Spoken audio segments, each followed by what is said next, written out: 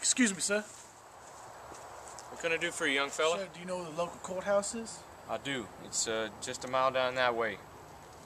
Thank you, sir, but I couldn't help but notice that your guard didn't do too well this time. Times has been tough. My guards have been suffering ever since the war started. No supplies, no fertilizer. They took my horses away for the service. It's been awful. Well, sir, quite frankly, I ain't seen nobody in the last 40 miles. I rode my horse about 35 miles and traded that into some man for some water, because I ain't drinking days. So if you don't mind, maybe like to come in and chat a little bit about what I might be getting myself into. I see. Just come on in. Well, sir, I appreciate your cause, but all I gotta do is tell you, you gotta watch yourself.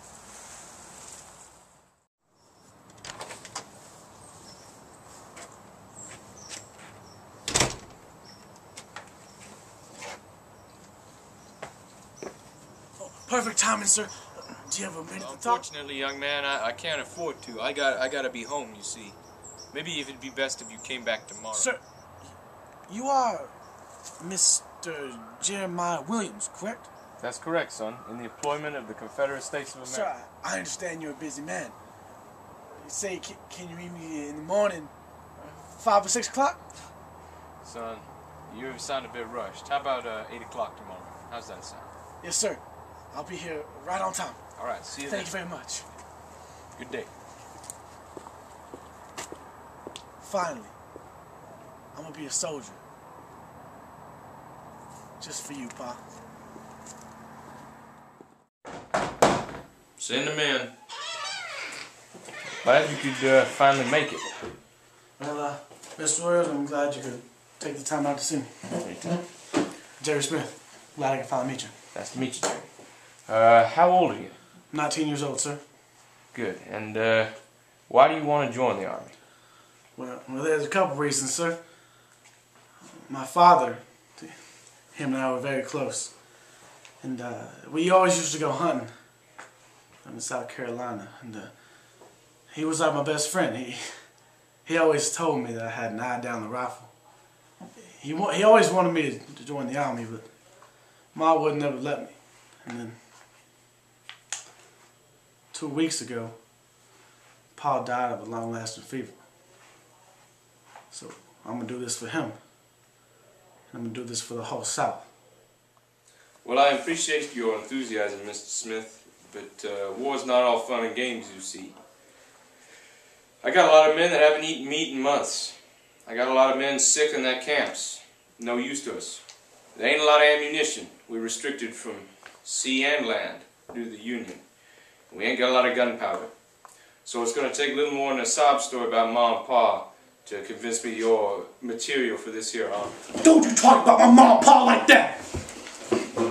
Forget this war. Wait. I think I got a job for you.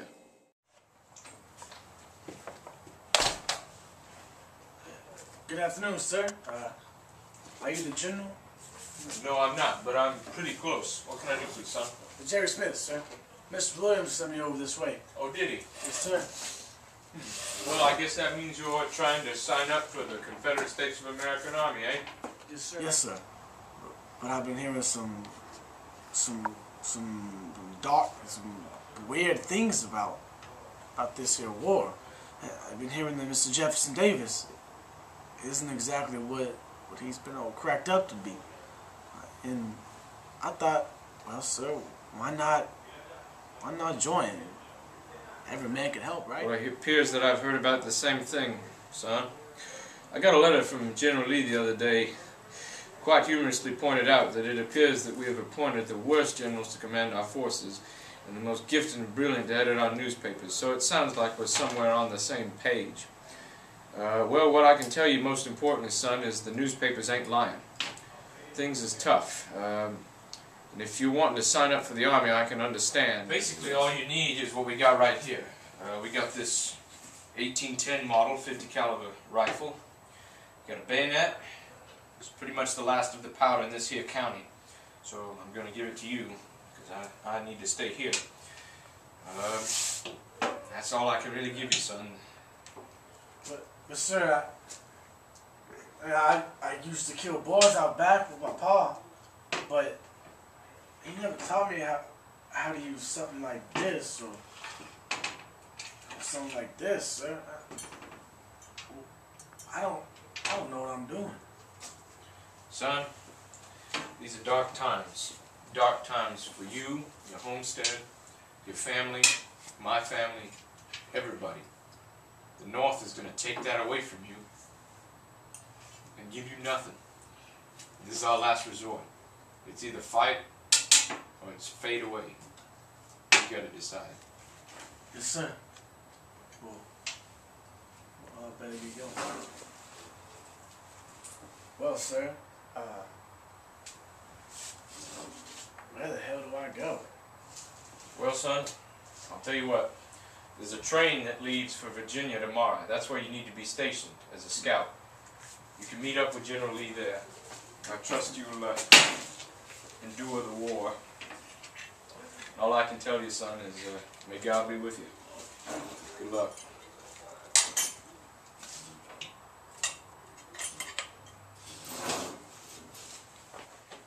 Thank you so much for this opportunity, sir.